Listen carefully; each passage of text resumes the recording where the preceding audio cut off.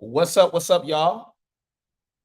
Got a lot of stuff to talk about today. I have a guest that I'm going to be bringing on very shortly, where we're going to be discussing her story in terms of breaking into tech, her experience with the boot camp she did, all that good stuff. But before we do that, I'm actually right now streaming with my Patreon community.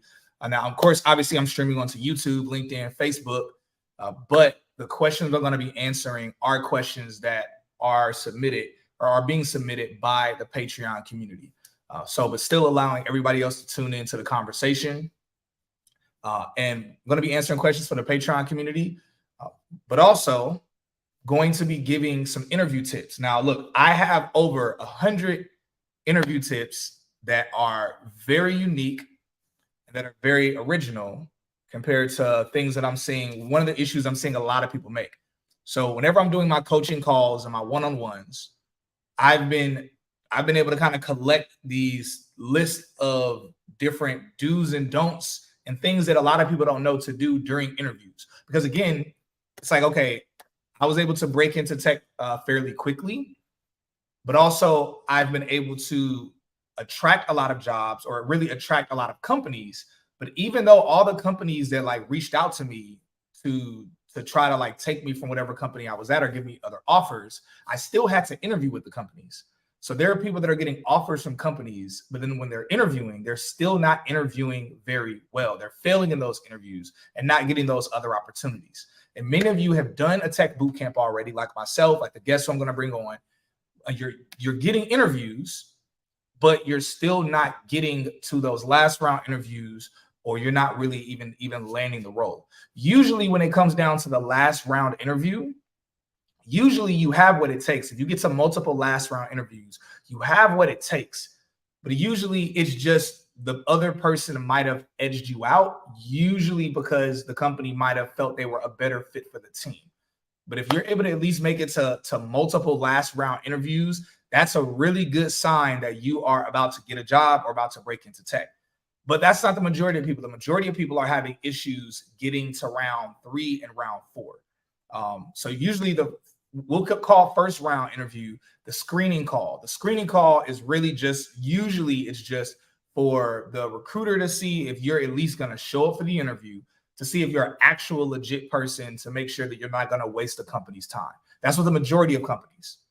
And then usually then after that, you have the second round interview. Most people are failing between between the second round, third round, and they're usually not making it to that final round interview. So most of these tips that I'm going to give are going to help you significantly for those of you that aren't really being able to get past that second round, third round, or really just aren't able to get to the final round. Let's say you're getting through the interviews, but you're not able to get to the final round. Also, I want to clarify, some of the tips I'm going to give are beneficial for every role in tech. Some of the tips I'm going to give are beneficial for almost every industry. But some of the tips I'm going to give are not as beneficial for someone who is looking for a more technical job. Because of course, if you're being a software engineer or you're doing something maybe in cybersecurity, the tips I'm going to give are still going to be beneficial. But of course, keep in mind that with those types of companies or those types of roles, you are usually going to have to do a technical demo where you're going to need to prove your technical aptitude. So I'm not speaking about that. I'm speaking about just the do's and don'ts of things in your interview process in general, generally speaking, for most tech roles. So we'll just keep it there. Before doing that, let me go ahead and introduce myself for everybody who is really rewatching this, because most of y'all that are here already know who I am. But of course, there are going to be people that are going to rewatch this live. What's going on? What's going on, Harris? I think you're a staff sergeant now. What's going on, man? Hope you're doing good. Good to see you. Good to see you. So anyway, so for those that are rewatching this and don't know who I am, my name is Cyrus Harbin. I did what is called a tech boot camp a couple years ago to be able to break into the tech industry. I did not have a technical background at all. I still am not a very technical person. I'm not much more technical than even I would say the average person, the average 30-year-old or 33-year-old today. But I did a tech boot camp where they gave me a good foundational understanding and training when it comes to specifically the role that I've done in tech primarily, which has been sales engineering. So at the time I was a Lyft driver. I was Lyft driving, did a boot camp, was able to break into the tech industry, and very quickly within 1 year was able to scale to a very, I would say a very significant salary, a little bit over $500,000. Including my salary, where my salary had gotten up to $230,000. Bonuses, as well as equity that I had in the company. But I left the company before I was able to actually take advantage of those things. Now I'm the founder of Tech is the New Black, which is the fastest growing tech podcast, completely organic. It's been a great experience, been able to help over 500 people break into the tech industry with very high paying jobs in tech. So anyway, that being said, that's a little bit about me. So now I'm the founder of Tech is the New Black, as well as the co-founder of Octoply AI, which is an artificial intelligence career and staffing assistant that essentially does all the work that it takes to help someone land a high level interview with the type of role that they want. And Octoply is valuable for every single role, not just tech roles. It's valuable for every single role. Oh, you said you're gunnery sergeant now. Oh, that's dope. Wow, that's incredible. That's incredible. What's up, Gunny? Wow, that's incredible. Anyway, major congratulations to you on that promotion. Okay, cool. So, so definitely check out Octoply. If any of you are struggling with keeping up with the demand of applying to several hundred jobs every month, I always recommend that you're going to need to apply. It's going to take you usually several hundred applications, and that's not just me. You can actually look this up. That most, at least high-paying jobs today, it is recommended that most people are having to apply to up to 500 jobs. So Octoply is something we've been able to launch that's able to bless a lot of different people. What's up, Shanae? Shanae, we definitely need to do a collaboration stream or live again. I need to bring you onto the Patreon community. Of course, bless you for your time, but definitely bring you on. So that way, that way we can answer questions for the Patreon community. So that being said, we're going to go ahead and get into, so the topic of the conversation today is going to be different interview tips. So first, I'm going to answer a few questions. I see the Patreon community right now is dropping some questions in here. So first I'm going to answer, I'm at least going to answer 2 questions from the Patreon community. Then I'm going to jump into some of the interview tips until the guest comes on. The guest that I have coming on, she did a Course Careers Bootcamp. So she's working in tech sales now. Really excited for her, for this opportunity for her. Of course, as always, there's discount. I have a discount for anybody that wants to do Course Careers or really into the boot camps that I recommend. Usually, whenever I'm recommending a boot camp, I eventually contact the boot camp once I realize it's a valuable boot camp and I see some people have done it and are working in tech. Usually, I'm like, yo, I want to tell people about you. Can you help people get a discount? But also, of course, there's always a kickback that I receive as well for most boot camps I recommend. Blah, blah, blah, blah, blah. Let's go ahead and get into it. I'm going to go ahead and answer 3 questions from the Patreon community. I see a bunch of questions. Also, y'all, if anybody wants to join the Patreon community, it's completely open. Feel free to do that. We do have a Tech is the New Black podcast recording this Saturday.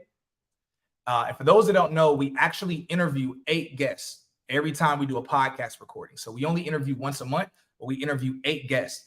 For our top tier Patreon members, they actually get to watch the entire day of podcast live and get to ask our guests questions live during the in-studio podcast recording. So not only would you be able to join in, be able to do Q&A like what I'm about to do right now on my Patreon community, but also we do private streams as well. And also for those that are the top tier, they get access to the actual podcast, like live podcast recording, and get to ask all of our live guest questions. So it's going to be super dope. For those right now, y'all, all of y'all that are right now in the Patreon community, and y'all are maybe just finding out about this now, yes, I'm going to drop the information as well as the list of guests that we're going to interview this Saturday. So that way you all can know what times the interviews are going to happen and who you want to tune in for so you can ask your live questions. All right, now getting to the questions from the Patreon community. All right, cool. So one question from Patreon community: Do you believe that the job in sales engineering is in high demand or oversaturated? Do I believe that the sales engineering role right now, or the industry of sales engineering, is in demand or oversaturated? So it is in demand. but there is also a lot of competition. It's very competitive to become a sales engineer. But that's the case with most roles in tech right now. Just to be clear, most roles in tech. So yes, it's in very high demand. Last time I checked was about 2 weeks ago, and I was able to pull up well over 10,000 openings for sales engineering roles. So it's in very much so high demand, but it also is very competitive as well. Good question. Thank you for that. All right, next question from the Patreon community. All right, do you really need LinkedIn Premium that costs $39.99 a month? No, you don't need it, but it is beneficial. So no, you don't need it, but it is beneficial. All right, y'all. Also, I see people on YouTube and LinkedIn dropping questions right now. Again, right now, I'm only answering questions from the Patreon community. I'm just streaming everywhere else. If someone elsewhere does have a question and you're not in the Patreon community, then I would just say, like, bless the chat, you know, whether it's $5, $50, $5,000, whatever. I don't really have a number, but as much as you would like to bless the chat, but other than that, I'm going to just be answering questions right now with the Patreon community. Yes. Shanae said, including recruiting. Yes, recruiting is both in high demand as well as incredibly competitive. People don't realize that. I personally encourage recruiters, and this isn't any advice I'm going to give to Shanae, because Shanae knows a lot more than I know, you know, when it comes to especially the recruiting industry, tech industry, all that good stuff, good system mind. But I will say, for any new recruiters, whether you're tech industry or not, any new recruiters, I would encourage you to have additional skill sets aside from just recruiting. And the second thing I would suggest is for you to build out some type of brand or presence, because one, you growing your skill set outside of, and I don't want to like dwindle recruiting down like, oh, that's it, you're just recruiting. There's a lot to the role, but I mean having other skill sets that like make you valuable. And the second thing is to also, it will be good to have a brand. Really, that's all of us. And this live is about interviewing, so I'm not going to dedicate too much time breaking down why it's important to leverage having a brand. That'll be a whole different stream that I'll do, and I'll answer questions on that. And someone said recruiters are getting laid off. Yeah, in some places, recruiters are definitely getting laid off, because whenever there's a company that's doing a hiring freeze, or they're doing layoffs, usually at some point, like, some of the recruiters are the ones to get let go, because they don't need recruiters. They don't need as many recruiters if they're doing a freeze or not hiring. But again, there are a lot of companies that are hiring right now. A lot of companies that are hiring still. It's just about you looking for the right companies. All right, so back to the questions. 2 more questions from the Patreon community. Then I'm going to go ahead and get to some of these interviewing or tips while interviewing. Thank you for that, Gunnery Sergeant. Okay, y'all dropping some stuff in here real quick. All right, so yeah, thank you for that, Gunnery Sergeant. I'll look out for whatever question that you have. All right, so next question from the Patreon community. Oh yeah, so do I really believe LinkedIn Premium that costs $39.99 a month is worth it? It's beneficial. Is it necessary? No. Is it very beneficial? Yes, it is very beneficial. I did a LinkedIn optimization stream about a couple weeks ago. It was very valuable. Y'all make sure y'all go and watch it on the YouTube channel. But one of the things I didn't talk about is the value of a LinkedIn Premium. The next time I do a LinkedIn optimization, I'm going to focus on that and some other pieces that I didn't get to touch on during that. All right, Gunnery Sergeant, I see you asked the question again. Thank you for that super chat. You said, would it be possible to leverage 5 years of Marine Corps recruiting and transition to pursuing sales engineering? So recruiting and sales engineering do not correlate, honestly, really at all. But if you can find a way to communicate how your background as a recruiter in the Marine Corps, how your background recruiting in the Marine Corps makes you prepared for sales engineering or makes you a good fit, if you can communicate that, definitely more power to you. But instead of focusing on communicating your recruiting skills for a sales engineering role, instead do the opposite. Instead, talk about you being a Marine and the things you learned in the Marine Corps, because you can go very broad in terms of things that we learned as Marines and how it correlates to almost any job, depending on how well you're able to communicate that. So yeah, the recruiting, being a recruiter in the Marine Corps is not something that you could easily communicate as to how that makes you a good candidate for working as a sales engineer at a tech company. But being a Marine, there are definitely some things you can speak to with that. But it's really, it comes down to what you can communicate. All right, good stuff. All right, so one more question from the Patreon community that looks like I see in here.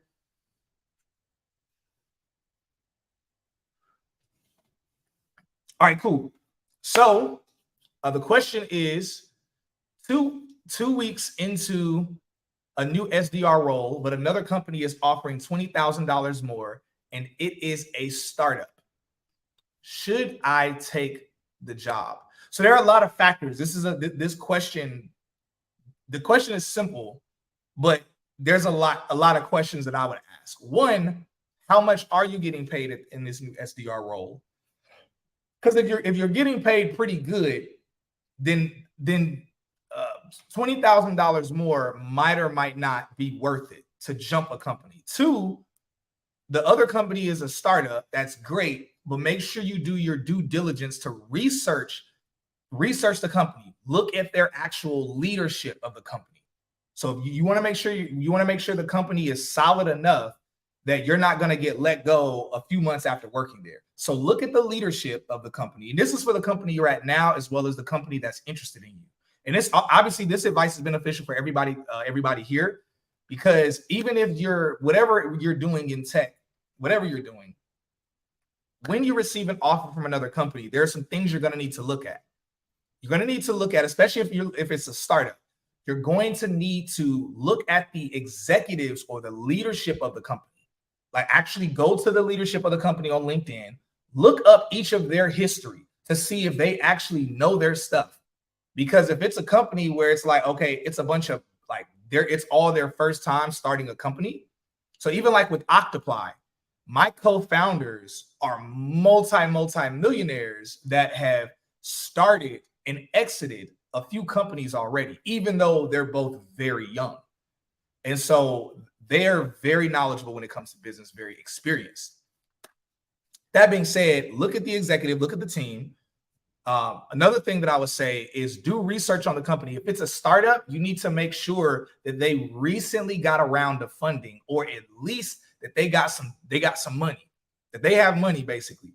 Because again, when it's a startup, a company being a startup, that could mean that the company might have a financial runway of only 6 months, or it could mean they have a financial runway of 4 years. So you at least want to make sure the company has enough money that whether the product, like whether the company is successful or whether they fail, you at least have a couple years before the company starts having whispers of layoffs if they're not being successful. So definitely do your research when it comes to the leadership of the company, and do your research when it comes to the actual, like the money that the company has. So you always want to treat it like a dating relationship. Like, think of it this way, and I'm gonna put it in the perspective of a woman, because I don't know how to do it as a guy, but as a woman, it's the difference between, like, if you're gonna date a guy, and let's say the guy's like, man, I want to be with you, I want you to be my woman. Okay, cool, that's great. You want to look to see, hey, and it's gonna sound shallow, but understand this is an analogy.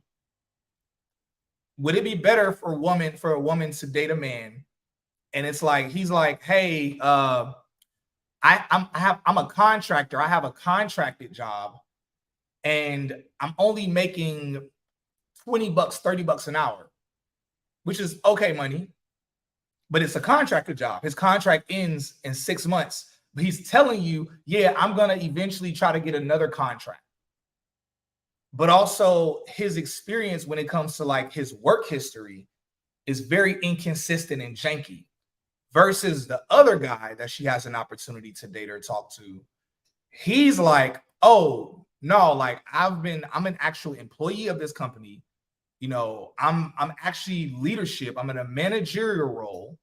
I'm getting paid, you know, let's say 50 an hour or 60 an hour, which is the equivalent of $100,000 to $120,000 a year. And he has a serious work history. He's always consistently had a job. You have to look at tech companies that way. So don't just think, oh, this company's offering me more money and it's a startup. Oh, yeah, I'm going to jump ship.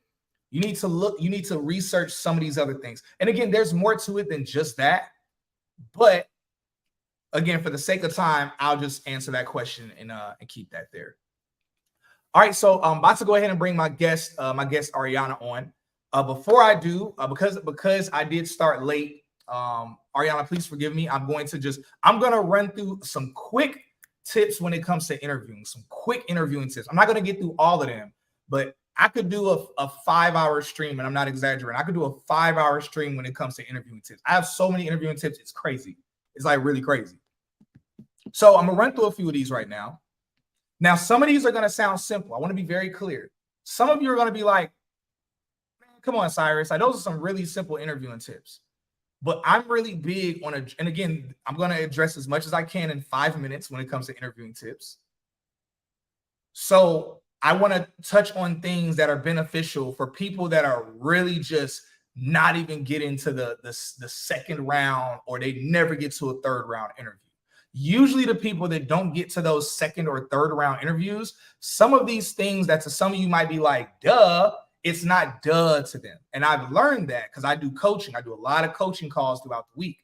And I'm exaggerating. I do like 4 or 5 a week, but it feels like a lot to me. But I realize, some of the things that you think are common sense are not really common. So there are people doing boot camps that they have the knowledge, they have the work ethic, but they just are performing poorly during the interviews. But I'm also going to address a few things. And again, I only have about 5 minutes just for the sake of time, because I have to bring my guest on. I want to honor her time. So a few of the things I'm going to mention, again, some of these are going to be really simple. Some of you are going to be blown away by the simple things, but we're going to go through it real quick. So one, we need to talk about just simply, and we're not even going to talk about it, I'm just going to go through it. One, when you are interviewing, these are some basic things, and I'm going to give a few other things. One, you want to make sure you have good camera quality on your laptop. Now, everyone cannot afford, I think I have a MacBook Pro. I think I have a MacBook Pro. Not everybody can afford a MacBook Pro. I didn't have a MacBook Pro until I got in tech and my company gave me a MacBook Pro. That being said, no matter the laptop, not no matter the laptop, but most laptops you have, you can always go and purchase a webcam that records or that streams in HD. So this is what you're going to want to do. You're going to want a webcam that at least streams in HD or 1080p. Now, my encouragement would be for you to have a webcam that does 4K. But if you have a laptop that doesn't have the processing power that it can actually shoot in 4K, or it can even use the power of a 4K camera lens or webcam lens, then that doesn't really matter. But at least at the minimum, you want to have a webcam that shoots in 1080p. And also look at your computer, do a little bit of research on your computer to see the processing power of what kind of stream your computer can do. So you're going to want at least 1080p, preferably 4K, and you're going to want to make sure that it also streams at least 30 frames per second, or FPS, frames per second. Now, it's like, why does this matter? That's the quality of the interview. Believe it or not, the quality literally, and this sounds ridiculous, but we're human. Recruiters are human. They're human. They're not trying to, but sometimes they can be unaware of their own bias when they're interviewing someone that has poor camera quality versus someone that has good camera quality. I'll be real. I'm cool with doing this live like this, but eventually I'm going to set up a DSLR camera so even my lives are in 4K, 60 frames per second. So that way the quality looks good when I'm moving my hands. So good camera, at least HD or 1080p, 30 frames per second at least. I would say at least 24 frames per second, but you really want to try to go for 30 frames per second or more. 4K is amazing if you can get 4K, as long as your computer handles that processing power. Another tip, you want to have a light in front of you, no light behind you. I've done coaching calls where I'm like, and I ask people during coaching calls, I'm like, is this like when you interview with companies, when you're interviewing, is this what it looks like? And they're like, yeah, this is where I interview. And I'm like, I'm struggling to see you because you have a light behind you. And the light that's behind you is again, it's affecting it's affecting the quality of, like, you always want to have a light in front of you. Always want to. So that way you're well lit. Another thing, also you want to avoid yellow lights. So try to do more of a white light and not a yellow light, because for a bunch of different reasons, but yellow lights tend to, for most people, it tends to give a very old school or outdated feeling. So someone said 40K, 60 FPS. So it's not 40K, it's 4K. 4K. Okay, yeah, you got it right. Yeah. So anyway, yeah, so you're gonna want to make sure that you're using a white light and that it's well lit on you. The next thing, you're going to want to have good audio quality. The audio quality matters. Now, one, this means of course, you're going to want to make sure you're in a quiet environment, or an environment that's not too noisy. But also, you want to make sure that between your Wi-Fi connection and between the microphone on your computer, you want to test it out with people to make sure you sound clear and good. My suggestion would be you can buy a $10 or $15 microphone that you can hook up to your computer. Nothing too fancy, but you can hook it up and have it propped up. And you can actually do the interview. I did most of my interviews with a microphone in front of me. And it's pretty, like, some of the companies think it's pretty cool. I've done interviews where the recruiter was like, yo, I feel like I'm on a podcast right now. It got to the point I would do interviews and I would crack a joke. And I'd be like, hey, welcome to my podcast. And this is before I started Tech is the New Black.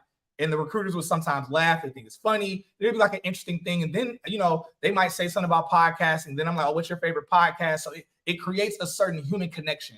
They mention a podcast they like. I'm like, oh, I love that podcast. We talk about it. Now I just connected with that recruiter. We like each other. We're friends. Now we good. Now let's continue on with the interview. So having a microphone is good, or a headset. Microphone or a headset. But I would encourage either a microphone, or just really make sure you have really good quality with your computer when it comes to your audio. The next thing, also you want to make sure that you're in a room that's not echoing. So if there's a bit of an echo in here, I would not do an interview. I probably wouldn't do an interview in here. Maybe not. But you want to make sure you're in a room that has good acoustics to where it's not echoing. Because again, that even affects the quality of the audio and the sound. And again, all of these little things matter. Think of it this way. I know some people might watch this and be like, why do all these little things matter? Think of it this way. It's as if you're on a date with someone and you can't really see their face because they got a weird hairstyle and they're trying to cover their face up. And when they're talking really low. And it's like all of these things matter. Even if you kind of find the person attractive, it's like all of these things are like affecting your experience with them. And when you have a not the best experience with the person, it could be the greatest person that's the greatest fit for you. But if your experience with them, if you don't feel like you're able to like fully feel them and connect with them, it's a turnoff. That's just how it is. It's the exact same way. Interviews are almost like a dating experience. I'm always using dating references because my background in the past, I was a relationship counselor. But it's like, that's how it is. So I'm gonna go on a couple more things. And again, I could do a 5-hour list of interview tips, but I'm just gonna get through a couple more. Then I'm gonna bring my guest on. Yeah, Sinead, recruiter cousin, she just said it is annoying when they can't hear you. She's a recruiter at a big tech company, and she's telling you it's very annoying when they can't hear you. So I'm telling you, all these little things that sound weird and goofy, I promise y'all these are very valid. These alone could be the thing that's keeping you from getting to those other round of interviews and maybe even landing the job. Sorry, so a couple more. So again, you don't want a room with a lot of echoing going on. Make sure you have good acoustics. The other piece is that you want to make sure you're positioned, that you're positioned well in the screen. I've done coaching calls with people where they'll be like this. Like their head will be all the way down here during the coaching call. And I'm like, is this how you look during the interview? And I ask them. And they'll be like, yeah, what's wrong with it? And I'm like, you look like a talking head. Like, it's like your head just bobbling down at the bottom of the screen. It looks weird. Or I've seen some where it's like this, like the person head cut off. But usually right now my computer is propped up. So let me move it to give a better example. I've seen something like this.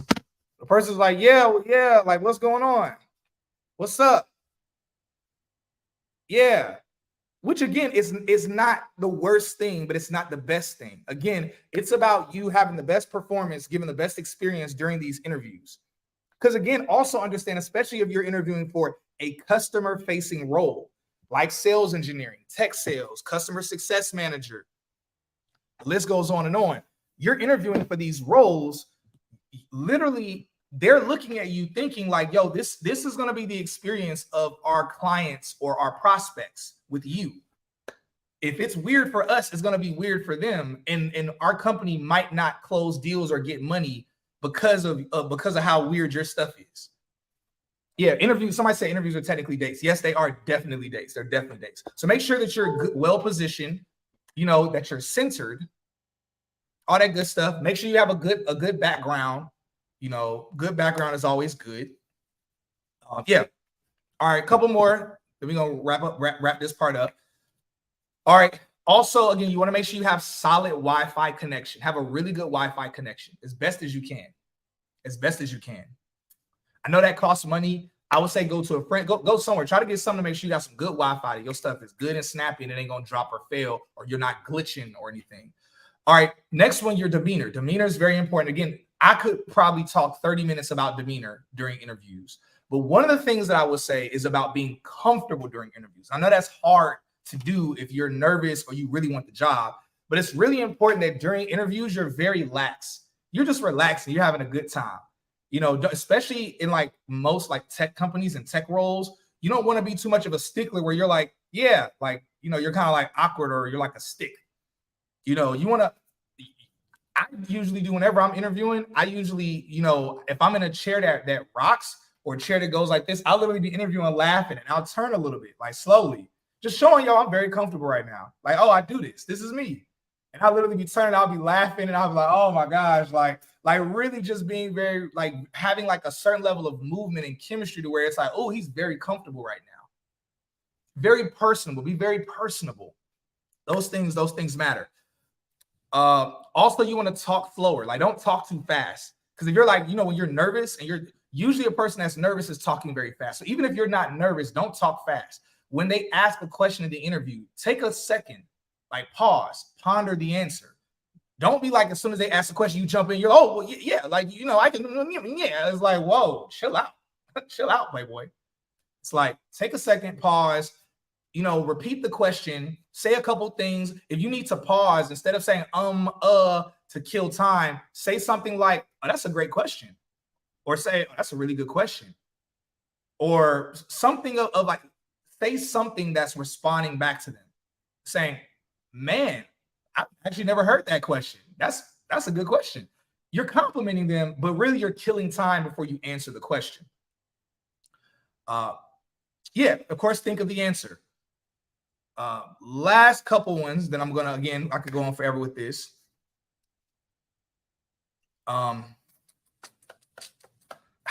You know what? I gotta wrap this part up. I need to bring my guest on. I'm already way over time. I've had her on here. She was supposed to come on at 9:30. I apologize, Ariana. I appreciate you for your patience. Again, y'all, I could do a lot more of this, and I'm gonna do more of these, and I'm gonna bring on other people to give their tips and advice. But for now, we're gonna kind of just keep it there. Just I want to honor Ariana's times. I've been disrespectful for her time. So again, thank you so much for your patience, Ariana. So again, that being said, I'm gonna go ahead and bring her on. Just a little bit about my guest before she comes on. Of course, she did a tech boot camp. I'll let her talk about what the boot camp is. I already mentioned it earlier. At least I think I did. Yeah, she did a tech sales program. Was able to break into the tech industry very recently. I actually think she's still onboarding with her company. But I thought it was good I thought it was good to bring her on around the conversation of interviewing tips and advice and the hiring experience, all of that, because she could probably speak to that as well, at least telling her testimony about her recent experience. Yeah, that being said, I'm going to go ahead and bring her on. Y'all give a virtual round of applause, hand clap, all that good stuff for Ariana. You know what's funny, Ariana? When I say your name, social media has us so messed up to where when I say your name, it makes me think about that that TikTok or that audio with Nicki Minaj where she's like, Ariana, what you doing here? You know what we want to talk about? Oh, that's funny though. I'm not really on TikTok like that, so that's probably the reason. Well, I'm actually not on TikTok either. I've seen it on Instagram, but I just usually call them TikToks and stuff. Oh, gotcha. Yeah, I really don't go on social media that much. Like I try to like not like I didn't even know how to get on this live to be honest. Oh, wow. Okay, cool. Yeah, Oh, but you actually pronounced my name right, which is great because a lot of people get it wrong. So I'm glad that I didn't have to correct you on that one. that's funny. I'm glad too. What in the world is this thing doing? All right, cool. So let's go ahead and jump straight into it. Again, thank you for your patience. We'll get straight into it. So can you please tell everybody just a little bit about who you are and really just who you are and what led you to wanting to break into the tech industry? Yeah, of course. So my name's Ariana Robinson, of course. And so I actually started my career in accounting and finance after I graduated from college. And I thought I was going to stay in the career. I thought I was going to be like a certified public accountant, like do all these things in that industry. And then it ended up not being really great for my mental health. Like I actually had to take like a leave of absence from work that lasted like 5 months. And then after kind of going through that and going back to the industry and just realizing that it wasn't a good fit for me, I just started looking for something else. I was like, I really just need to transition my career out of this industry. And I actually started praying about it because I am a woman of faith. So I just started praying about it. I had no idea how God was going to do it, but I was just like, God, this is what I need. Don't know what you're going to do, but I just trust you. And then maybe like a week or two later, I went on YouTube and I saw Tech is the New Black. Oh, And that's lit. yeah, I saw it. And it was like really random though, because I wasn't like researching anything about the tech industry. Like I felt like it was really like an answered prayer. You know what's And so crazy? We don't even run ads, so that's always crazy to me whenever people like see us. Because usually when you see something, it's because somebody paid, like they did a paid ad, and it gets targeted to you. So it's always really that always makes it to me feel like pretty divine. Whenever it's like, yo, like you just saw it, like it just showed up, like the algorithm just suggested it to you just cause. yeah, it felt so divine. I was like, was this thing listening to me in my prayer time or something? It was crazy. Yeah. But I watched the video with Tiffany Poole, and I thought it was really interesting that she had like this 20-year career in healthcare, and then she transitioned to be a solutions engineer. And I was like, wow, like I thought like the tech industry was just like software engineers. I thought I had to code to be in this Yeah. industry. Yeah. And so when I recognized that I didn't have to do that, I was like, wow, this is definitely it. So I went through Careerist actually like a month after that. Mm-hmm. And I actually had 2 interviews with 2 different companies for a solutions engineer role, but I wasn't getting past like the interview with the recruiters. And I Okay. was just like, dang, like, what is it? Like, do I not have the technical skills? Do I not have the sales skills? Like, I don't know what this is. Like, they just keep going with other candidates. Mm-hmm. So I decided to just take like a very small sales role doing like B2C, like helping people step into entrepreneurship through this course that I was selling Okay. just so I could get like the sales skills that I needed. It really humbled me because it was hard. I was like, dang, like closing these deals is not easy. Yeah. But I still stayed in the grind. Like I was still networking. I was still on LinkedIn. I was still, taking courses. I signed up for Course Career shortly after that because I was like, I still want to be in the tech industry. And then really it was the power of my network that really helped me to land the job that I have now at the company that I have now, because I was just talking to people that were breaking into tech, and there was someone that I had connected with through another boot camp, and his job was hiring, and he actually referred me in, and I went through the entire interview process, and now I'm here. I'm like a month into my company now. So, what was your experience like? And what was your experience like? And these are some questions that are from the Patreon community. Your experience like with course careers. Yeah, I loved Course Careers. I think it took me a little bit longer than a lot of the people that I've seen do it Yeah. on LinkedIn. I think it took me actually 4 months to Oh, actually. okay, cool. Yeah, for those that don't know, it is a self-paced course, so it can take somebody. I usually say it could take somebody like 3 weeks or 3 months, depending on but it could be less. I've seen some people finish it in 1 week, which is crazy.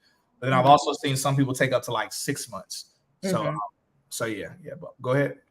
Yeah, I really enjoyed my experience with course careers actually, especially in comparison to going through careers first. I think it was like more detailed about the sales process, like the different sales terminologies, what the different roles inside of the process was.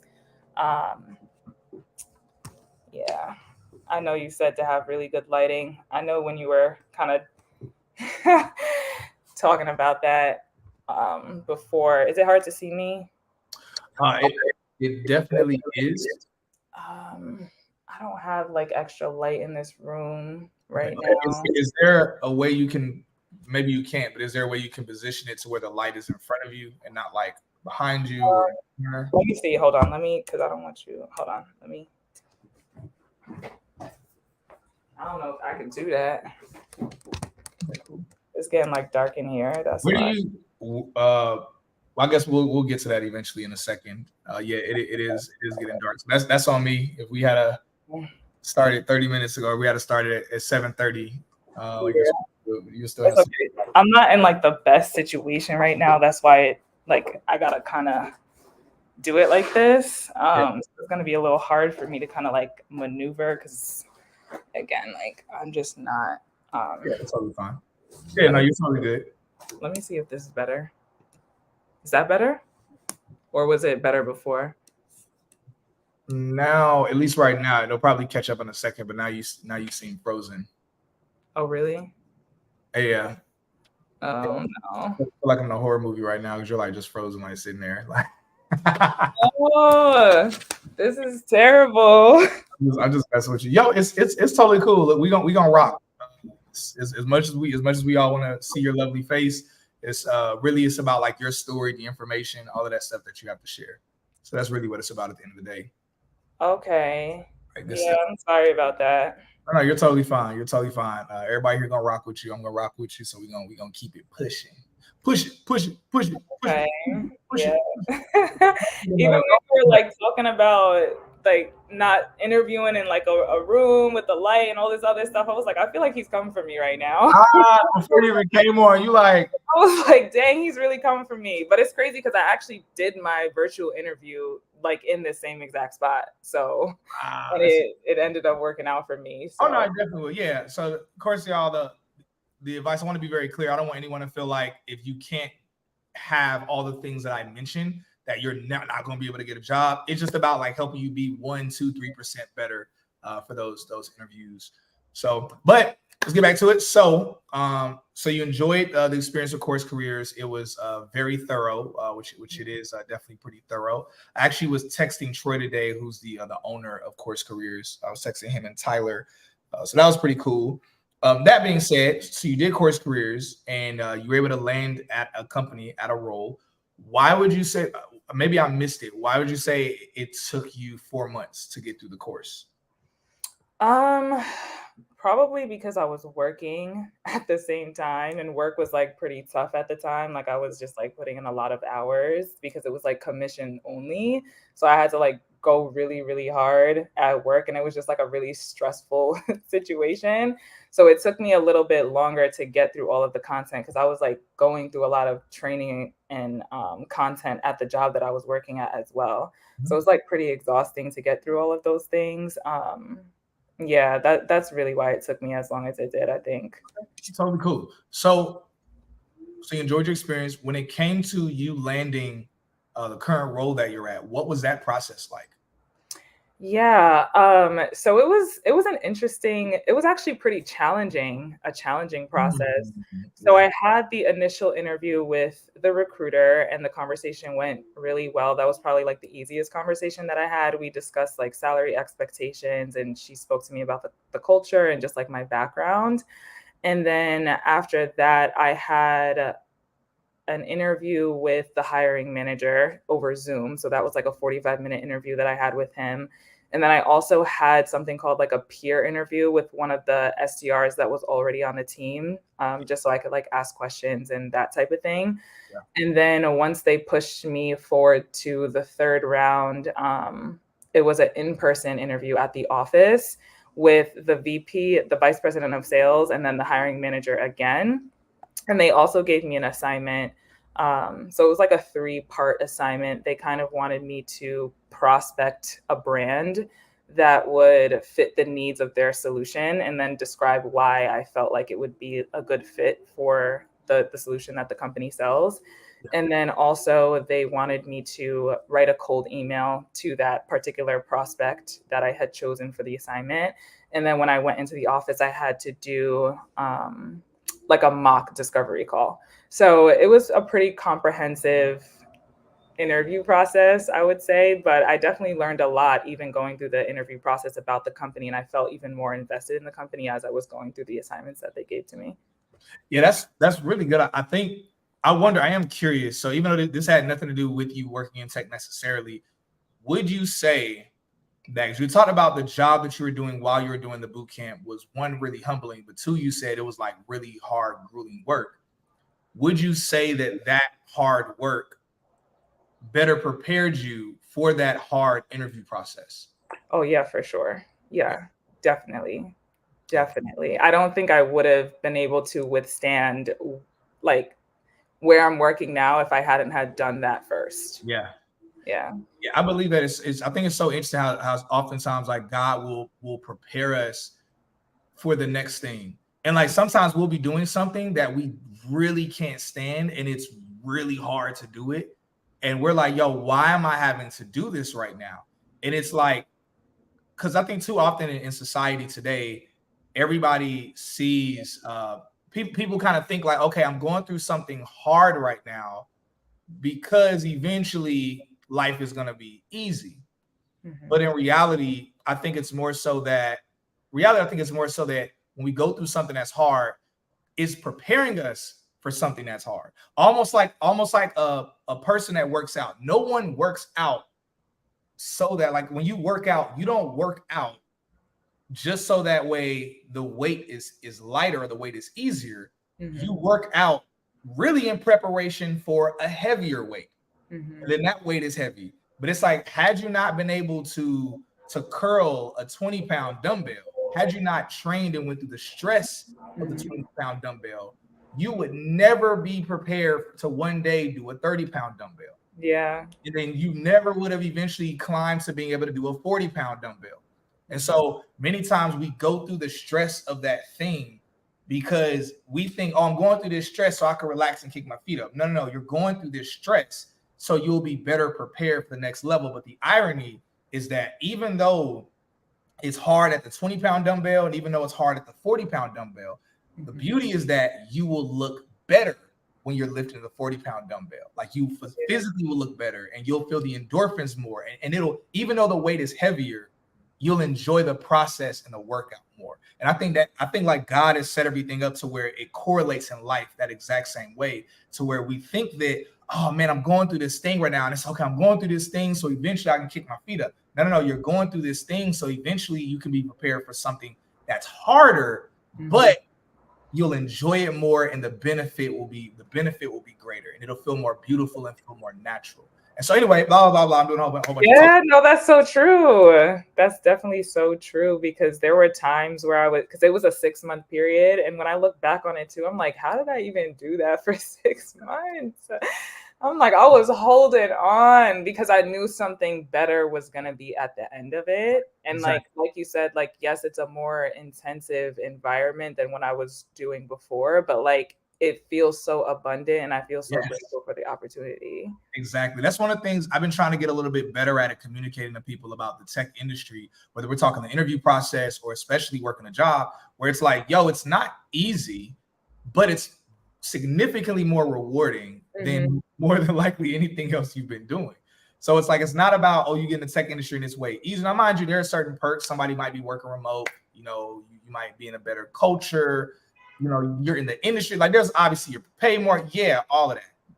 But it's like, the work is still work. Sometimes it's harder work than what you've done before. And so I even think about that for myself, where how grueling and hard my life was leading up into, and I'm getting some questions from the Patreon community I'm looking at for you, leading up to the entire, and drop this person's question right here.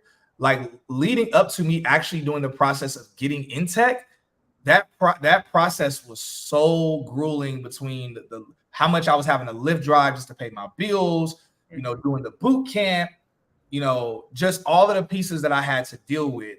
And it's like all of that was really preparing me for when I got in the tech industry. I was like, yo, this is really hard. But I was like, man, but it feels really good though at the same time. So it always works out that way. Always works out that way. So true. So good. Yeah. So anyway, so my bad. Well, let's go ahead and get over to the next. Well, I ain't gonna say my bad. You're good. You're good. Saying that touched him a lot. So happy that touched y'all. Thank you, Ariana, for sharing that part of your story. I thought that was really good, and that's why I wanted to kind of double back and ask that question. So, when officially did you receive your offer letter with your company? When did I? I don't even remember. Sometime in July, I think. Yeah. So my first day was July 10th. I don't remember if I received it like in the end of June or the early July, but somewhere in between, like end of June, early July. Yeah. What was your? So one thing I didn't ask you in the DMs, but I'm believing it was a pretty good offer. I'm believing it was more than what you were getting paid before. That's usually the case. Yeah. Well, actually, that's always. I've never seen anybody get a tech job and get paid less. Unless I've talked to a few people that were already making like $150,000, but they hit a ceiling. They wanted to move to tech, so they had to downgrade so that way they could eventually make more. Anyway, that being said, what was the feeling like? Where were you at? What were you doing? Can you tell us what was happening at the moment when you got the offer email? Okay, so now I actually do remember what happened. Okay. So what actually happened was when I went in for the interview, I felt like I kind of bombed the mock discovery call. Oh, wow. Yeah, so I kind of like froze up a little bit as I was going through the call, and I was just like, oh my gosh, like I don't know where to go from here. And so when I was doing it, I asked the hiring manager who was doing the call with me, I had to ask him some questions to help me get back on track so that I could complete the call. So I wasn't even sure if I was going to get the offer. So I kind of left, but I still felt at peace because I was like, I put my all into this. So whatever happens, God is going to make the final decision. And then the recruiter actually called me maybe like an hour or two after I got back home. And she was like, how was the interview? And I felt like I was going to like actually start crying because I'm like, I don't know. Like, I feel like I was fumbling. And then she was just like, well, I wouldn't be too worried because I would like to extend you an offer. So yeah, so it was crazy. I was like, oh my God. I feel like Shanae, let us know if this is Shanae, if you're still here. Let us know because part of me feels like recruiters do that just so they can have like a mic drop moment. Yeah. That be sounding like a line. It'd be like, yo, how you feeling right now? It's yeah. Like, oh, I'm not really feeling too good. I'm real scared. Oh yeah? Well, you shouldn't because you got the job. Mic drop. Yes, that's exactly what she did. And I was like, yo. So I was like, it actually took a minute for it to sink in though. Like I was in shock. And I think for me, because I was in the position that I was in for so long, and I was like, I don't know when something is going to hit or when that yes is going to come. Yeah. I kind of like, it took me a while to just like let it sink in. I was like, I can't believe this is actually happening type of feeling. So, and it's really just been great so far though. It's been amazing. Yeah, I cried. I was actually, and I'm not gonna keep always telling my stories. At some point, people were like, Cyrus, we can tell the story better than you. But when I got my offer letter, I was actually at a Latin spot. I was at a Latin spot with my girl in Atlanta. This was obviously 2 years ago. So my girlfriend at the time had taken me on a date just to kind of be like, yo, I want you to woosah because you've been trying to get in tech and you've been really working hard. She's like, I'm proud of you. I just want to say I'm proud just because of the work you're putting in. Mm-hmm. And I was at a Latin spot and we were dancing and I eventually sat down to take a break. And I don't know why I checked my email at it was like midnight. I checked my email and I saw that offer letter. I know you were so happy. I started bawling, crying. And I'm not even a person that cries a lot. Like, not because I'm tough. I just don't cry a lot. But that junk had me grind. And I knew my life changed at that moment. I didn't even know the scope of how much, but I was just like, I cannot believe it. It just, because you know how like sometimes in life, people can correlate, where many of us have all our lives, we've gone through so much, but we kept believing eventually something was going to work out. Eventually. And we were always let down, whether it was like some get rich quick scheme, or whether it was, you know, a relationship, or whether it was an opportunity, you know, where we start to believe, and we're always let down. So it could kind of feel like, and I see a lot of people whenever they're talking about doing a boot camp, or even just considering it in tech, I see a lot of people where they have that hesitation. And I'm always like, yo, look, I'm not trying to tell you to get in tech. This is just something I'm presenting, saying, yo, this is a dope thing. And I think if you're not in a good spot, you should consider it. But I can always feel, even through the DMs, like that's what people are feeling, where they're like, man, I just can't invest in something else emotionally and mentally.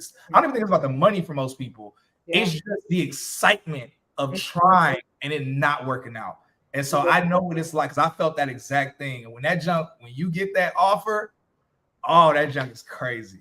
Yeah, it's so crazy. You know what else too? Like it to your point about it being like, it is very emotionally taxing and mentally taxing as well. Yeah. And I think I was crying for like a whole week before I started as well. But it was more so because, so I had worked in corporate America before, like when I was in accounting and finance, and like because of my experience there, I didn't even know if I wanted to enter a corporate space like this again. And I kind of felt like, you know, it was going to be different. Like I'm going to have the experiences that so many people have been talking about, like on your lives and like with other people that I've connected inside of the industry. And I'm like, I know that this is going to be something better, but I was still a little scared. I was still terrified. I was still like, man, like this is actually happening, but I hope it's different. Like I really hope it's different. And it really has been. So that's incredible. That's what I am curious. Let me actually, actually, I was about to go to your LinkedIn, but I remember I was on your LinkedIn earlier, and I saw the company that you're at. So it is actually tech companies. One of the things I've been starting to pay a little bit closer attention to is that some people have been getting at companies that aren't really tech companies, but they're hiring someone for an SDR, BDR role. So they're not getting the best. They're not getting like that same experience, whether it's that culture or even like good pay. You know, I'm always encouraging people to like not settle for, I'm not going to say numbers. I've said numbers a lot, but you know, but I always encourage people to not like settle for anything ridiculous or anything where it's like, that's not really a lot more. I would want to know from you, obviously it's serious work, but so far, what have been some of the differences that you've seen and you've experienced working at your company or working in the tech industry so far? I know it's only been like a month, give or take, but what are some of the differences you've seen so far? Maybe some of the perks and benefits, culture, whatever, of your company versus what you've experienced, maybe even in corporate, like normal corporate before. Yeah, I know this might seem like very minuscule, but just like the dress code is so different. Like before, it would be like I would have to wear like the blazer, the suit jacket, the heels, like all of that type of stuff, and be very like conservative. But now like it's very laid back. Like I can wear jeans to work. That was never a thing for me. So like that even makes me feel so much more comfortable inside of my company. And it's not really, you know, just everyone is really able to express themselves. It feels more authentic. I feel like they're very people-centered as well, which has been very nice. And for the most part, I think the culture is just like very supportive. It just feels so much more abundant than I think when I was in my old industry, it felt like everyone was kind of like fighting for these different roles. Like everyone was fighting to get to the top. It was like a lot of scarcity mindset and competition. But I think with my company right now, and I'm not sure if this is just like the industry as a whole or just my company, but it just feels really abundant. Like there's a lot of space for everyone to be noticed, for everyone to kind of be celebrated inside of their own unique talents and like what they bring to the table and how they show up as a seller. And I think that's been like definitely a game changer for me. You know, so that's good. Let me got a couple more questions, and we're gonna wrap up soon because we're already a little bit over time, and I want us to get to a couple questions, whether it's from the Patreon community or here in the chat. All right, so and that's good. I agree. Like sometimes I think about it's It's been still under a couple years since I've been in tech, and I kind of laugh at some of the things where I'm like, I can't believe like I used to work in companies where they made me have to wear, like, why did I have to wear a suit? Like, why? Like, what was the purpose of that? And it's kind of silly now you think about it. Yeah, it is. Kind of crazy. It's like basically having to wear a costume, and it's not even a uniform. Like a uniform is one thing. It becomes, oh, wear a uniform so you represent the company. But it's like, wait, you mean to tell me I have to spend money on random arbitrary outfits? Mm-hmm. I can't just wear something that fully covers just like a normal okay outfit. I have to wear like a costume, basically. It's not even a uniform, it's like a costume. Exactly. I'm all for wearing suits and stuff. Don't get it twisted. I love looking GQ. Yeah. But it's like, I gotta be GQ. Like, no, that's so true. Yeah. I feel like it's so performative as well. Like it makes it just puts the focus on something that it doesn't need to be on. Yeah, definitely. Yeah. And even some of the silly components of people typically getting bias, like positive bias or negative bias at a company based on how good their fashion is when it comes to dressing up. It's like everybody isn't really good at dressing up. And it's like you rarely would see people getting promoted that weren't really good when it came to, even if they were a killer at their job. But if they weren't like that good when it came to fashion, it's just like such a silly political thing at a lot of companies. So anyway, so next question that we got from the Patreon community. All right, so they want to know like some of the other perks and benefits. Oh, y'all want me to spill the tea? Yeah. Well, so I it isn't a hybrid model, so I'm not like fully remote. So I'm in the office Tuesday, Wednesday, and Thursday. But one of the great perks is that we do get free catered lunch every single day, which is amazing. And it's in New York City. It's in the Soho area in New York City, if anyone's familiar with that area. So many amazing restaurants, so that's really great. And look, I don't care how much money I make. I love me some free food. Yeah, it's great. I'm enjoying for free food. Like I'm broke. I'm like, oh, free food. Yeah, I love it. It's amazing, and it's really, really good too. Yeah. So they have like different incentives, like different like types of awards and things that they give to like top sellers and that type of stuff. Dang, I wasn't like prepared to spill all the tea like that, but I haven't been there for that long either. So it's kind of like I haven't really been able to like get the benefits of kind of like being a top seller or, meeting my quota and that type of thing. But, they give like cash prizes. They take people to like jewelry stores, football games, like that type of thing. Wow. Yeah, it's really, really nice. So you work, and I'm not gonna lie, I do like, so I've only always worked remote, but I would actually prefer in the future to probably have more of a hybrid model, just so I can, because I mean, even my car, like my car is just in the parking deck all the time. I'm like, this is so stupid to even have a car. And it's like, I'm like, I actually want to drive my car just a little bit. And I might want to see a couple coworkers in person. I might want to have a little bit of that experience. What I like is how the hybrid model that you have specifically, because most hybrid models I've seen have been you're in the office Monday, Wednesday, Friday. And that could sound okay, but it's like, I feel like you not having to be in the office Friday and Monday, it almost makes you feel like you have an extended weekend in a way. Yeah, it does. It's great. I think that's really cool. Even though I know you're only working from home 2 days in a week, does your company cover your Wi-Fi or give you any type of like Wi-Fi stipend at all? Not honestly, I don't know. I didn't get anything. I'm not sure though. That's a good question to ask them. I'll be very real, y'all. I'm not gonna cap. Like, again, she's only been in her company like maybe a little bit over a month. I didn't even fully know all the benefits I had in my company until like after 3 months. Like, I kept finding, I was like, oh wait, I get what? Like, I was so focused, and I think that's maybe where you're at, where I was so focused on just like focusing on learning the job, focusing on connecting with people, focusing on doing this stuff. I was like, yo, okay, all the benefits is cool, but I gotta kill it. You're dealing with imposter syndrome. It's like, yo, I gotta make sure I'm doing my thug thizzle right now. Yeah, no, that's so true. I haven't really been thinking about it like that, but they did give me a MacBook Pro. Is that like a benefit? I'm like trying to think like, what are the benefits? No, they help you. Yeah, so they gave that to me. They gave me like a, like the setup so that I could have like a monitor with my MacBook Pro and like all of that type of stuff. There's a really good commuter benefit too, like where they kind of like help you pay for your commuting expenses to get to the office. What else? Yeah, I have to look into all of that stuff because there is a lot. You don't have to go through the whole entire list, but just really just touching on a few different pieces. So also, again, congratulations just for you breaking into the industry. It's really good, always exciting to hear. What is your, and this is the last question I'll ask, and then we'll start to wrap it up. What is your, and again, I know you've only been in the industry for a little bit over a month. You're still dealing with orientation stuff within your company. Mm-hmm. Where do you see, if you could project things, where do you think, like goal wise, do you see yourself like staying as in the tech sales and moving up to an account executive and then a mid-market and an enterprise account executive? Or do you see yourself swinging over to sales engineering or something else in tech? And again, this world is so big, as you're going to be networking, going to events and things. You're in New York, right?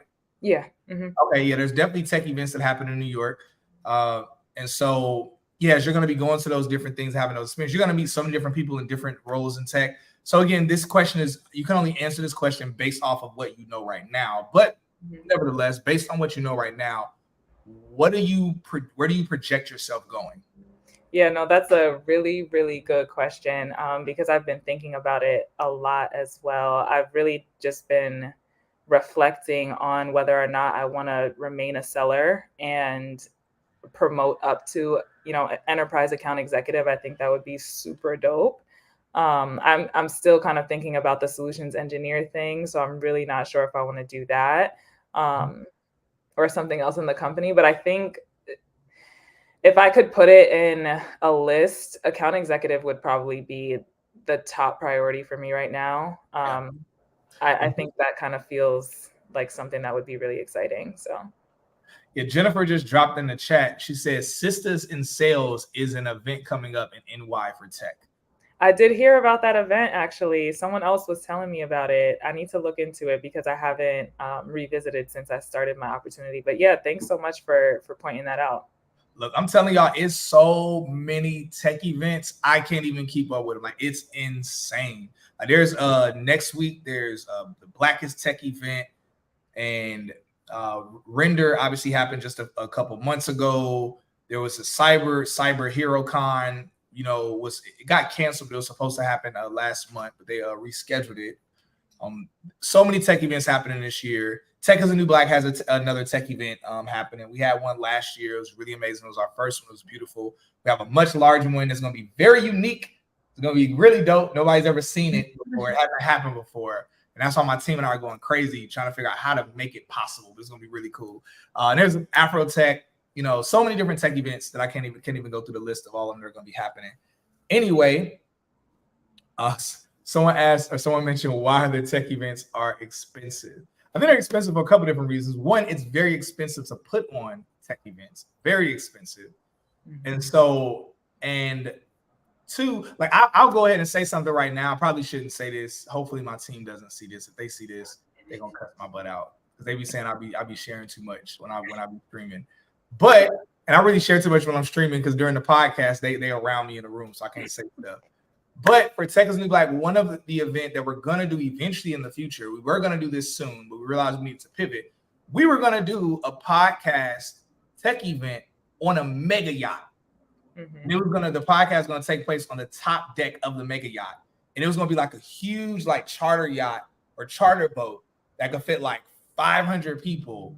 And the top deck will be so huge that people could be up there watching the podcast, asking questions. It was going to be crazy. Mm-hmm. Y'all, to have that boat, even a boat that could just fit 250 people for 8 hours, the average price I was quoted is $90,000. Average price. And it was going from there. So anyway, but of course that's a yacht though. But understand these tech events and things that happen, first off, they have to, it's a lot of stuff they have to pay for. You'd be surprised how many things they have to pay for. It's like any event. But tech event, they got to pay for the space, they got to pay their staff, they got to pay for or for different products and items and swag. They have to pay the speakers, the hosts. Like whenever I've been seeing hosting at tech events, they cut me a check. I don't even be asking for a check. It's just standard for them to cut the speakers a check. So that way they have quality speakers that are there. So, and I mean, if you go to a tech event and they have 50 speakers and most of those speakers are getting paid and the hosts are getting paid, and because they trying to get quality people to come out, they're having tech companies come, they're doing all these different things. That stuff costs some money on. But of course, they're usually charging the tech companies as well to show up there. So, and they're making money. It's a business. Tech events are definitely a business as well, like anything else. But also it's an investment. So if you're not in tech yet, whether you're not in tech or you are in tech, it's an investment. Because even if you are in tech, like it's still good to go because of the network. So you're investing. Let's say it's a tech event that costs, let's say it's an $800 ticket. It's like, okay, either one, that's an $800 ticket is going to give you a 6-figure career, or two, you're already in tech. It's a $800 ticket that's going to get you. It could network you to where you get with a company where they give you a sign-on bonus of $50,000, $30,000.